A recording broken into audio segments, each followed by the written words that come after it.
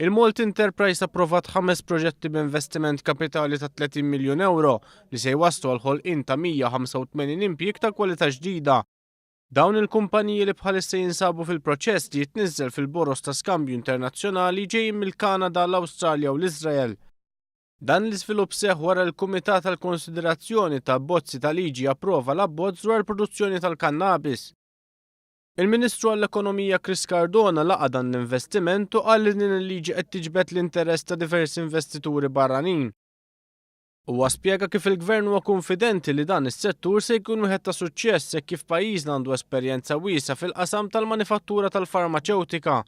L-abbozz tal-liġi stabilixxi li l-operaturi se jkunu qed jaħdmu f'ambjent regolat ċar u liċenzjat mill-Gvern filwaqt li l-proċess ta' produzzjoni nnifsu se jkun qed jiġi sorveljat strettament mill-Awtorità Maltija dwar il-mediċini. Il-Ministru qal li l-Malta Enterprise qed tevalwa aktar interess minn kumpaniji oħra internazzjonali fis-settur, interess li jista' jkompli jkattar l-investiment u jżid l-impjiegi fis-settur.